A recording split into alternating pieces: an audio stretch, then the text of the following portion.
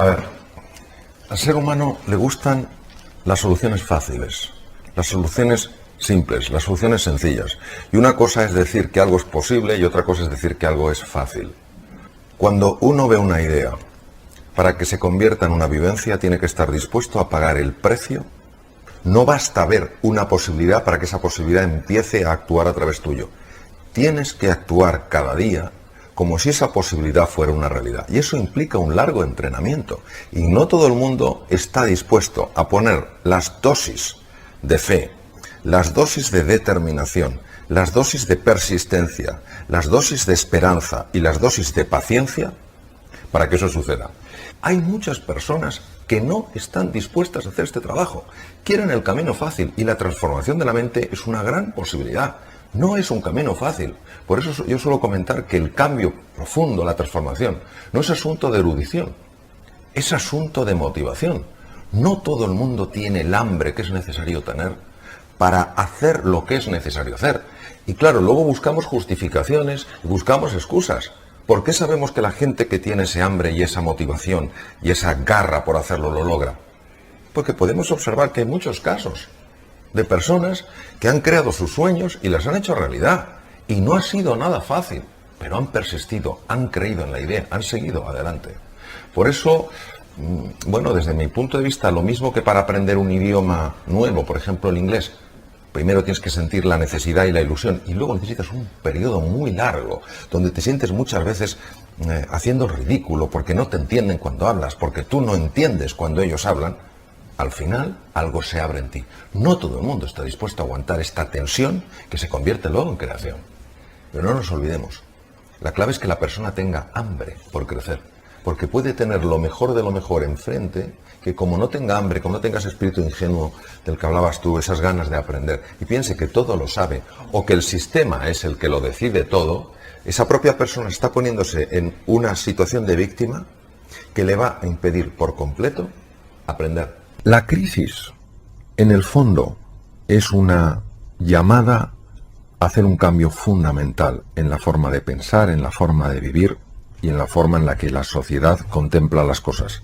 Lo que ocurre es que dependiendo de la forma en la que nosotros valoramos esa crisis, vamos a obtener un resultado u otro. Por ejemplo, si una persona ante una situación de crisis, una situación de dificultad, una situación de inflexión en su vida, lo valora como una oportunidad para hacer un cambio fundamental en su forma de comportarse, en su forma de moverse, en lo que sea, en ese momento esa crisis le va a ayudar a explorar un campo nuevo. Si una persona ante una crisis empieza a valorarlo como una desgracia, como un espanto, como algo terrible, la propia emocionalidad que surge de ese diálogo interno le va a impedir encontrar posibilidades aunque las tenga delante de las narices.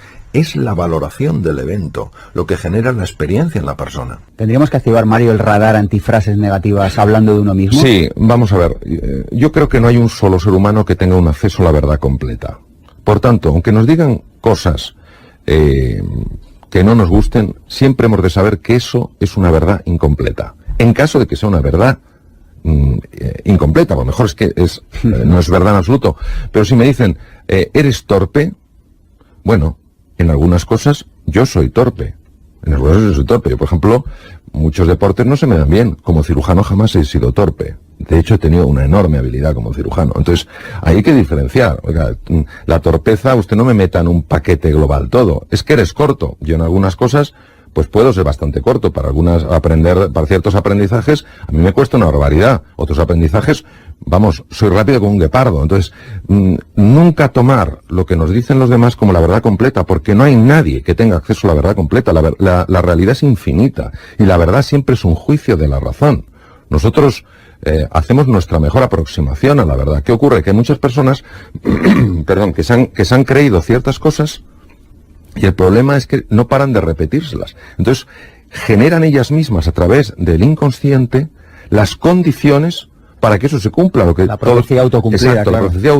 La profecía autocumplida. Entonces, si yo, por ejemplo, me creo que soy torpe, de forma inconsciente empezaré a hacer torpezas y diré, claro, es verdad, porque cuando una persona ha generado estas creencias disfuncionales, empieza la mente, a través de lo que se llama el sistema reticular activado ascendente, es una estructura cerebral, del tronco cerebral, empieza a buscar evidencias para soportar eso. Es que en el momento que uno se tiene que parecer, vamos a ver, ¿quién tiene una bola de cristal para leer perfectamente la realidad del universo? Nadie. Pues esta persona dice algo, es una opinión. Yo la voy a valorar. Y punto.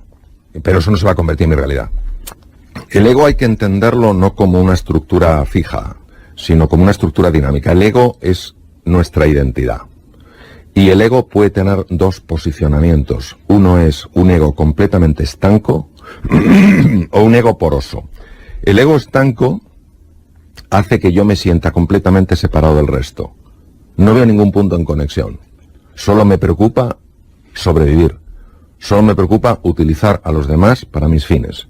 Esto es tremendamente lesivo, porque además es fuente de infelicidad y fuente de enfermedad.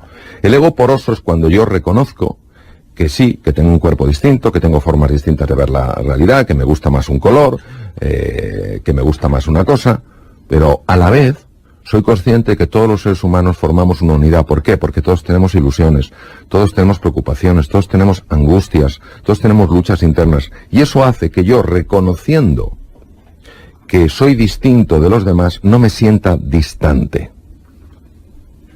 Por eso la base de todo cataclismo es el egoísmo. Y la base de toda prosperidad es la generosidad. La base de todo cataclismo, por lo menos como yo lo veo, es convertirte en el centro del círculo, y la base de toda prosperidad es la generación de una elipse. Una elipse tiene dos centros. Estás tú y estoy yo.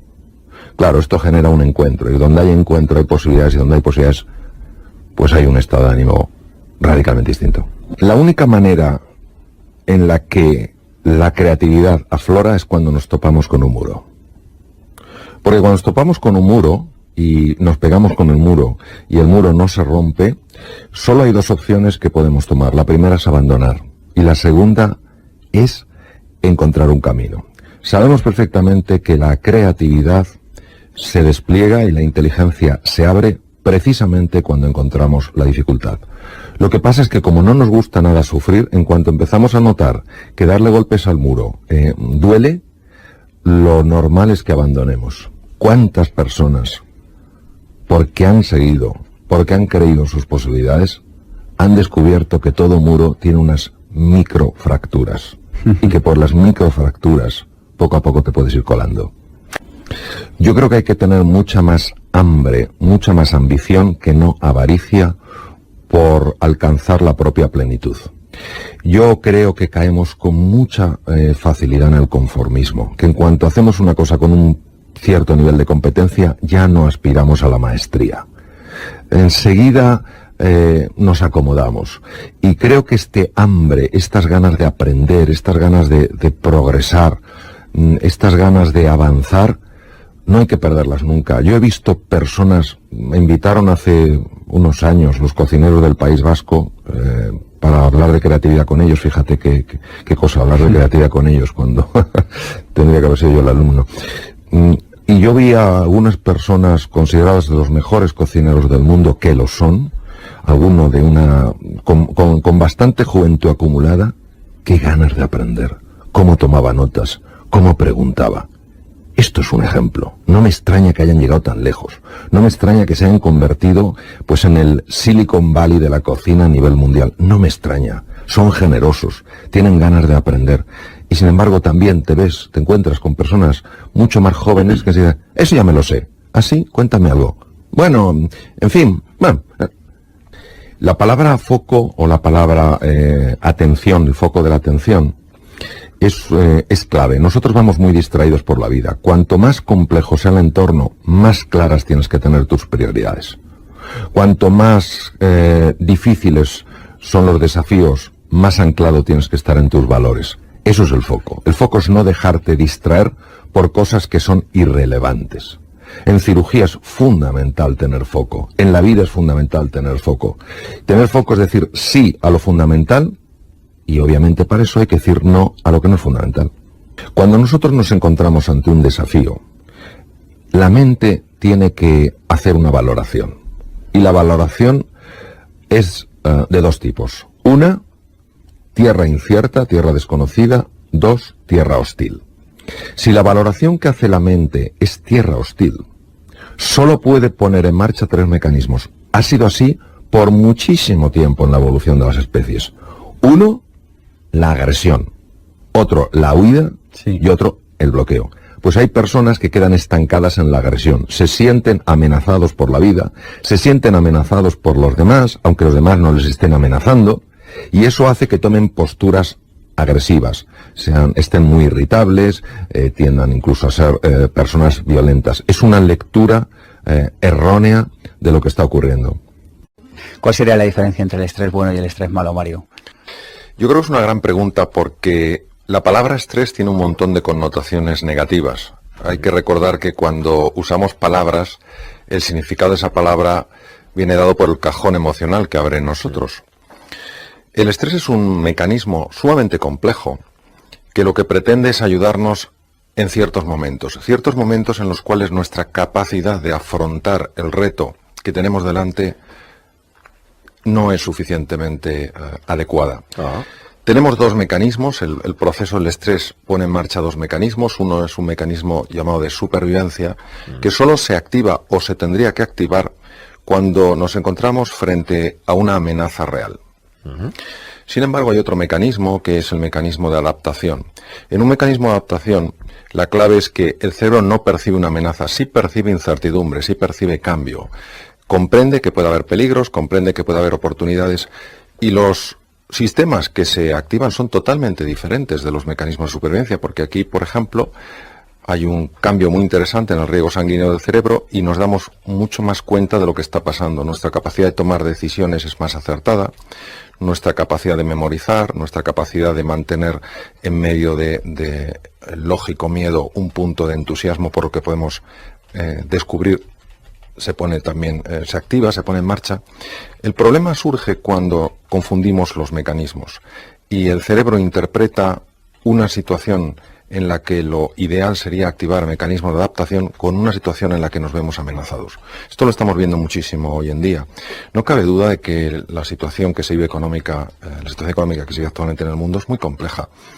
Lo que pasa es que si nosotros ante esa situación activamos mecanismos de supervivencia, las únicas reacciones que van a surgir de la activación de este proceso es ataque, huida o bloqueo, que lo estamos viendo muchísimo. Sin embargo, si vemos que de acuerdo, es un terreno incierto, el mundo ha cambiado en un montón de aspectos y nosotros tenemos que adaptarnos, podremos darnos cuenta de los nuevos patrones que operan, de cómo podernos manejar. El eustrés, la forma positiva de estrés es, o vendría a significar la activación del mecanismo correcto de acuerdo al estresor, de acuerdo al reto.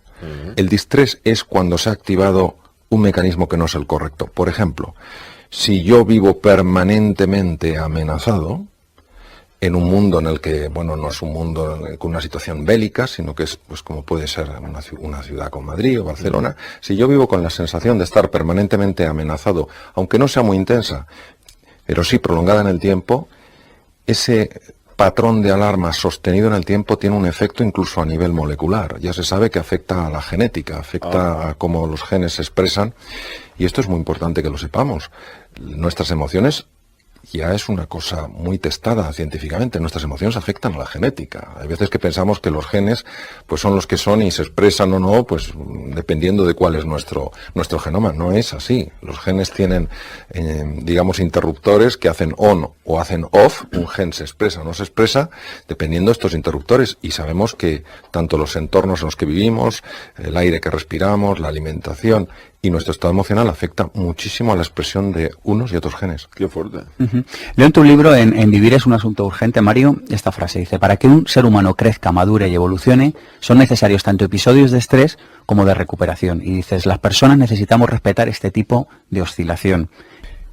Si nosotros estamos permanentemente adaptándonos, es decir, si hay un cambio, inmediatamente otro cambio, después otro cambio, no hay un periodo de recuperación. Hay que tener en cuenta que cuando el organismo se enfrenta a una situación nueva, tiene que hacer un un movimiento, una transformación en todo su metabolismo, en toda su generación de energía, que es tremendo. Es como si de repente un coche le pidieras que actúe como un Fórmula 1, que ponga sus ruedas a 1 millón de revoluciones por minuto. Esto es una cosa que obviamente implica un desgaste y una necesidad de recuperación. Hoy sabemos que uno de los problemas que está padeciendo la sociedad moderna es que, además de que estamos permanentemente en esta situación de tensión, no nos tomamos en serio los periodos de descanso.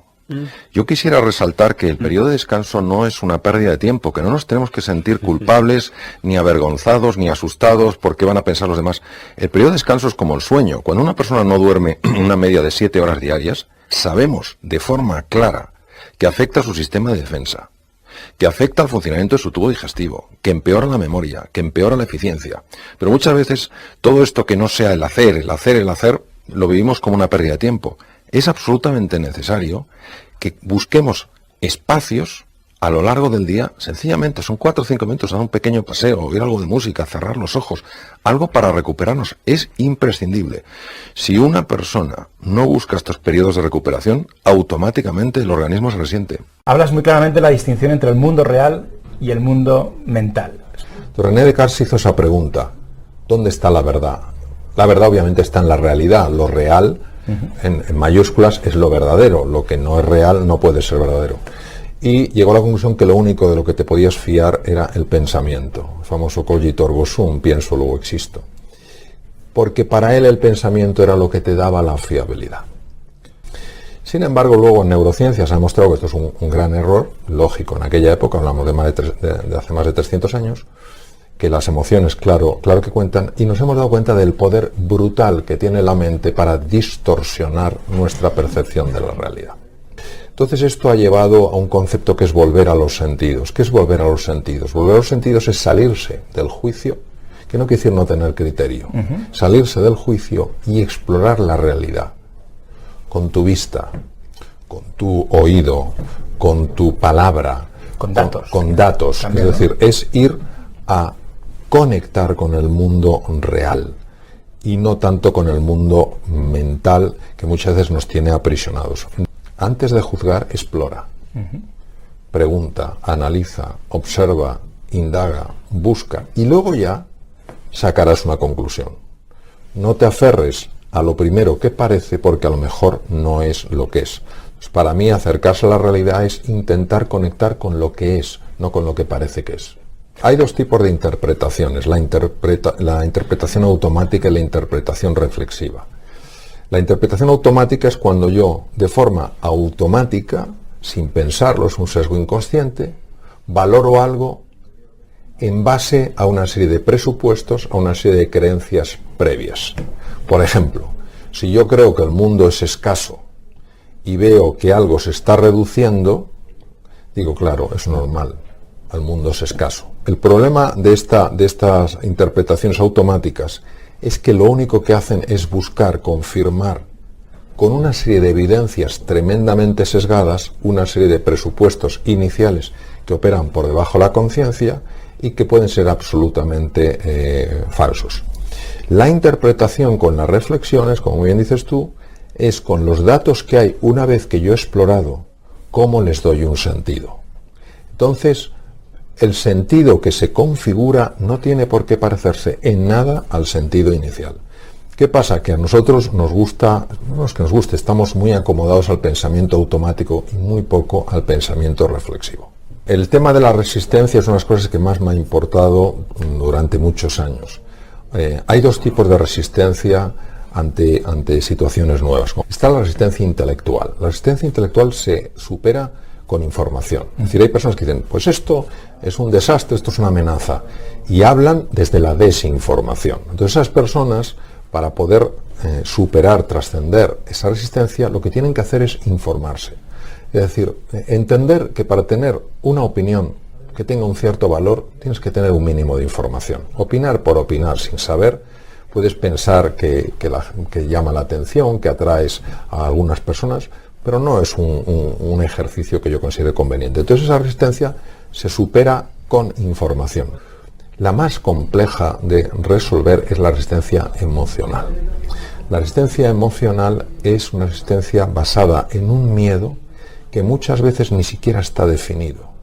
Porque si yo, por ejemplo, empiezo a decir, hay un toro entrando por la puerta, yo siento miedo, pero sé lo que tengo que hacer, lo que no me voy es hacia la puerta, me voy hacia otro lado. Pero si yo me pongo a gritar como un poseso, ¡toro! ¡Toro! ¡Un toro! ¡Un toro! ¿Qué hago?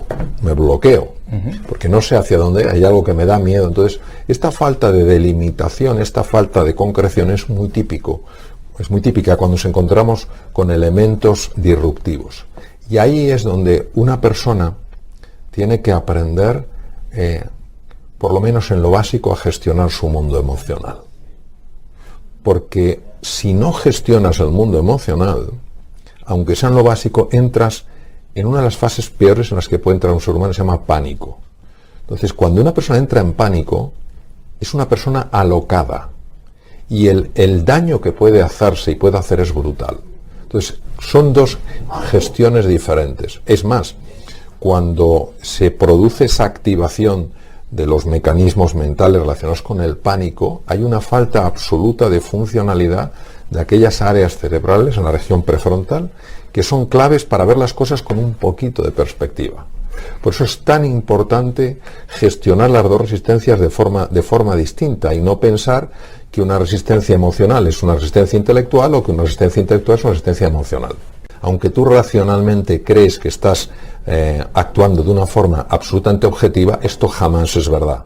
Está tremendamente matizado por tu tono emocional.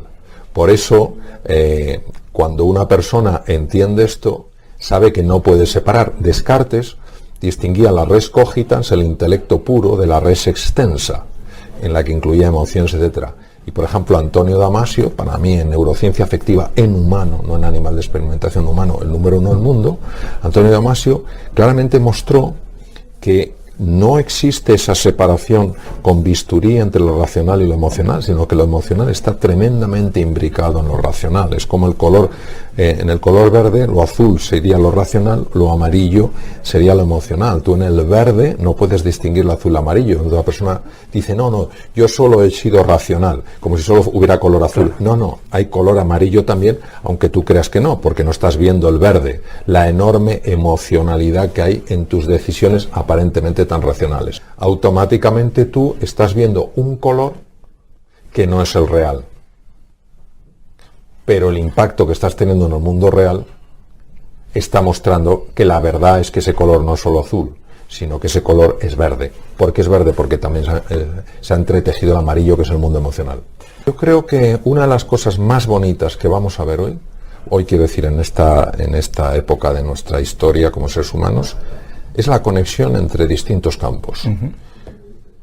La medicina, la neurociencia en particular, todo lo que es el funcionamiento del sistema nervioso en su conjunto, la psicología, todo lo que tiene que ver con elementos como la física teórica, temas que tienen que ver con la espiritualidad, entendiéndolo en un sentido amplio, un sentido de trascendencia del ser humano, es decir, que yo no puedo ser explicado, ni tú ningún ser humano puede ser explicado exclusivamente desde la materia. Es decir, que el amor que tú puedes tener o que yo puedo tener por nuestros seres queridos, claro que implica centros nerviosos que se activan, neurotransmisores que se liberan, situaciones viscerales que cambian, pero no se puede todo reducir a un movimiento físico. Hay algo de lo que se está investigando mucho desde la física teórica, como forma muy próxima a esto, que es una dimensión sutil de la existencia. Entonces, yo creo que cada vez vamos a ir viendo cómo estos campos se unen. Y hay que añadir uno más, que es la filosofía. Porque claro, filosofía significa amor a la sabiduría. Nosotros lo que queremos es ser sabios en la vida. Ser sabio, ¿qué es una persona sabia? Una persona sabia va más allá de una persona inteligente con conocimientos. Una persona sabia no solo sabe cómo hay que hacer bien algo, sabe qué es lo que hay que hacer bien.